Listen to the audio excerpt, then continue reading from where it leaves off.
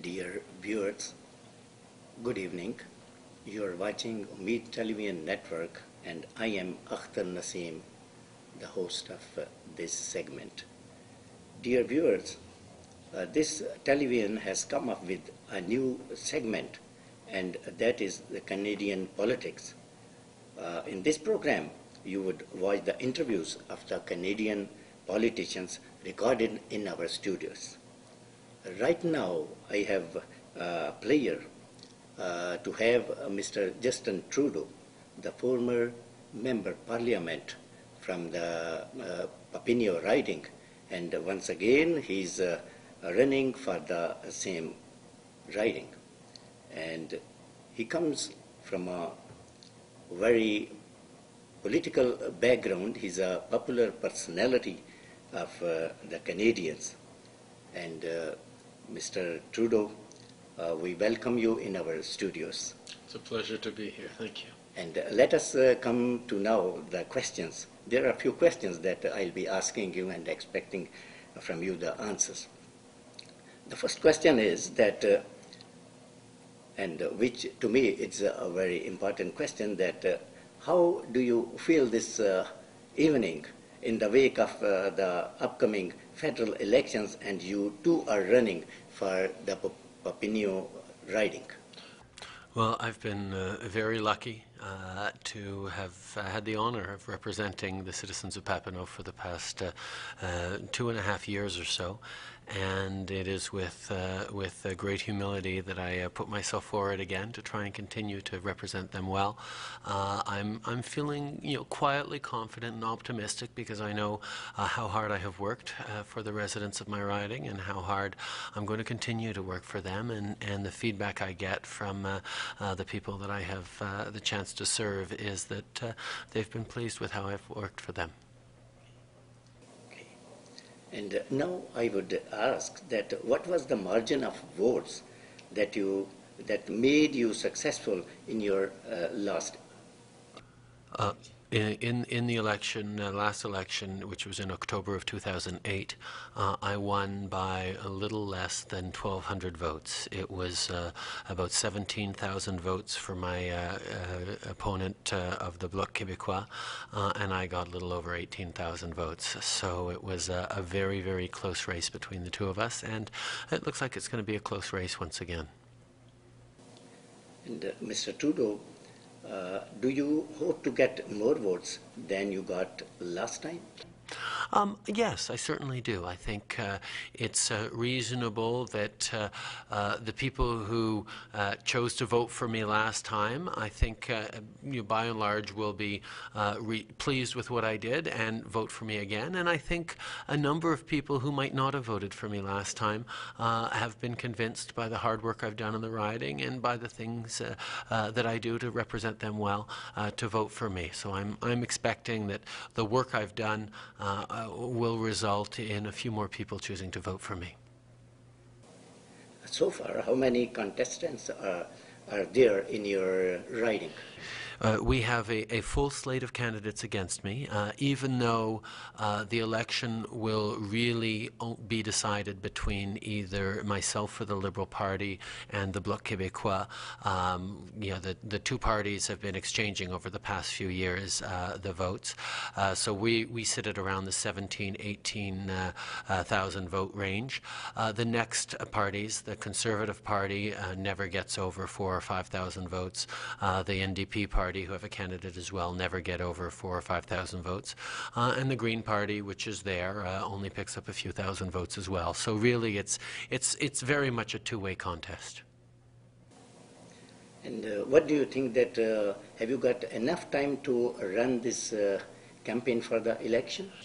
Well, let me tell you honestly, if I was just starting right now to try and win over the hearts and minds of the people of Papineau, I'd find that extremely difficult, and I would tell you that no, I wouldn't have enough time. But this election campaign, like the last election campaign, in 2008 when I won because I was able to work for 1.5 years before the campaign as candidate to earn the trust of people, and since I got elected I have continued my work on the ground, trying to connect with people and working as if I was campaigning to try and serve people. So anyone who's starting to convince people to vote for them right now, it's probably already too late, because this has been a 2-year, even a 4-year job for me. While being in opposition, did you get enough of the development funds for your people? Well, it really depends on how you look at it. I'm very proud to say that since I've been the representative for Papineau, the government has been investing much more in the riding than it did before under the Bloc Québécois. But at the same time, it's not a riding that gets a lot of attention paid to it by the Conservative government, because because they're not very strongly represented in Montreal, and the Conservatives have by and large been ignoring Montreal, except around election times when they're trying to convince people that they care about it. So for me, I would very much like to see more investments, not just specifically in Papineau, but in the kinds of issues that people in Papineau have. Concerns about low-income housing, concerns about finding jobs, good schools for their kids, concerns about caring for elderly parents. These kinds of issues are the things that a federal government should be stepping up in, and to my mind, the Conservative government has not been doing. And why the Liberals couldn't come up in the last election? Well, I think in the last election, one of the concerns and one of the issues was that we had an ambitious plan around the environment that the Conservative government was able to attack quite soundly, and we struggled in the last election. However, this election, I think we learned our lesson a little bit, and to run less on abstract ideals, as important as they are, and we hang on to them, and being much more concrete in what we're offering our families, whether it be money for post-secondary education, whether it be help for low-income families, whether it be help with elderly parents and pensions. These are the kinds of concrete measures that we're campaigning on. We're going to do a lot better in this campaign. Since Canada is consisted of multicultural communities, and there are so many communities, they are not satisfied with the immigration and citizenship policy of the government. What do you think? If you come into power, what are you going to do? Well, listen, one of the things that as official critic for citizenship and immigration for the Liberal Party, I've been working on over the past few months, is pointing out two things that this government is failing with in terms of immigration and citizenship. The first one is Jason Kenney, our immigration minister, is blending his responsibility as a minister who serves all Canadians with his role as an activist for the Conservative Party. So he's basically saying, I will help you as a community if you turn around and promise to vote for the Conservative Party. And that maybe that happens in democracies in other places around the world, but that's not supposed to happen in Canada. So I've been really calling into account the politicization of our immigration decisions. But on the other hand, for example, this government has decided to cut in half the number of parents and grandparents allowed to be sponsored in a year from New Delhi, for example. So where there is already about a 7 to 9 year waiting wait time for someone who comes from India to sponsor their parents to come over. Now it's going to go up to 14, 15 years. And for us, that's absolutely unacceptable, which is why the Liberal government has committed, the Liberal Party is committed in government to restoring the balance to the proportion of workers versus family members, to make sure that immigration is about nation building, not just about bringing over economic units. Okay. And health policy is also being criticized by the majority of the people. What are the major problems in the policy? Well, I mean, the healthcare system is a bit particular in that the federal government provides the money for healthcare, but it's the provincial governments who actually decide how that money is going to be spent. And we have to be very careful as federal politicians not to start telling the provinces, where and how to spend their money. But, for example, in just 2.5 years, in 2014, we're renegotiating the federal-provincial health accords. And that's going to be a time where the federal government will have to demonstrate its commitment to strong public health care for everyone. And unfortunately, the government we have right now has repeatedly called into question our universal health care system in such a way that it really concerns me if it is Stephen Harper and his government renegotiating the Canada Health Accords, we're going to end up with a health system that is much weaker than the one we have, which is already in a fair bit of difficulty. How do you find the ethnic communities with you?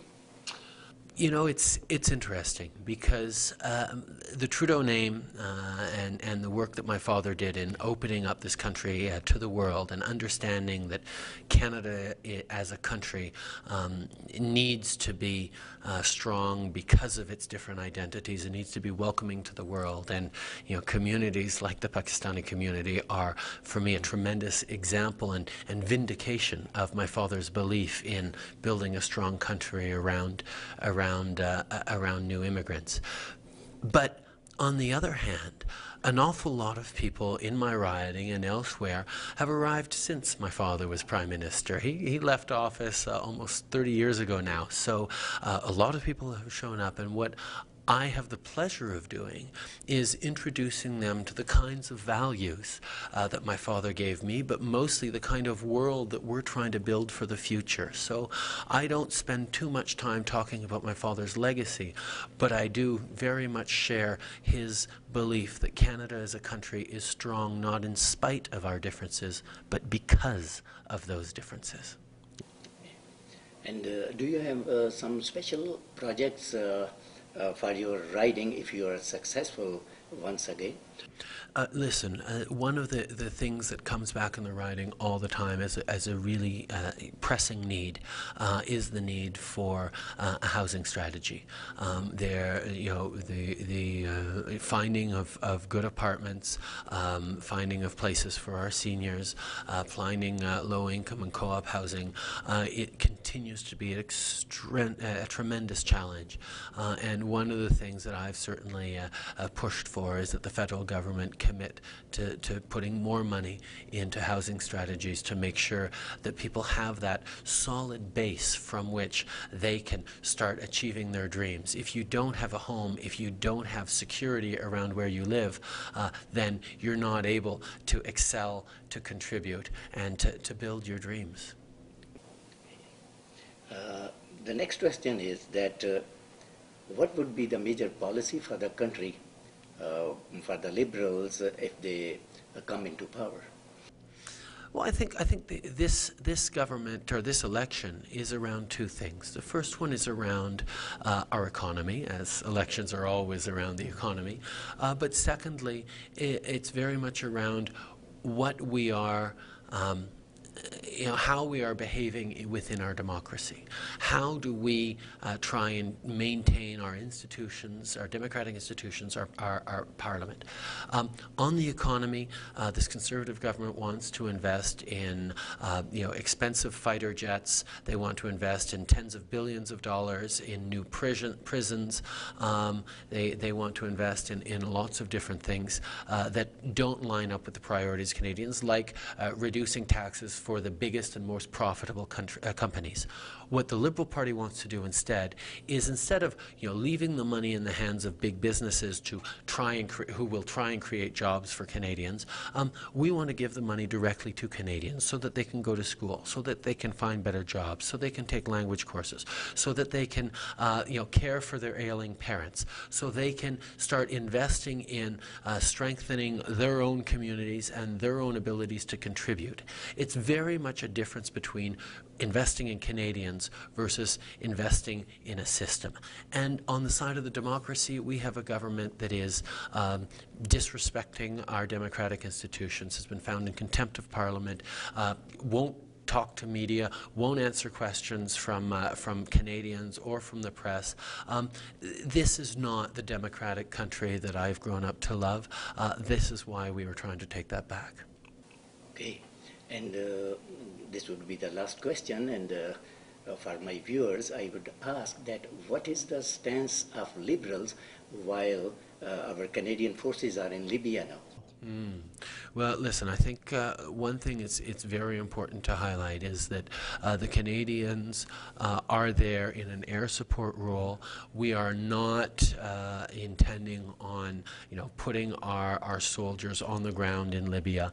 I think what's happening there does need the intervention of the international community, but Libyans should be able to free themselves from their dictatorship with the right kind of support. I don't think anyone wants to repeat the mistakes of the Iraq War, for example, that Mr. Harper would have had us join into. Unfortunately, a Liberal Prime Minister, Mr. Chrétien, kept us out of, or even the questionable impact that we've had in Afghanistan of maybe not doing as much good as we would have liked to.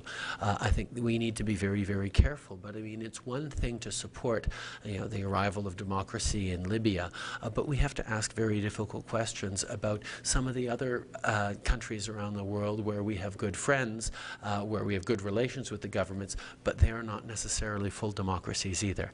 And how we move towards a world in which individuals' voices and values are recognized and protected is a mission for Canada. I wish you good luck in the upcoming elections. Thank you very much for being with us in the studios. It was a real pleasure. Thank you. Dear viewers, you watched the interview of Mr. Justin Trudeau, who's running for the Parliament from Papineau riding. And in future, we will be inviting all the politicians to our studios for the interviews. Thank you very much. Allah Hafiz.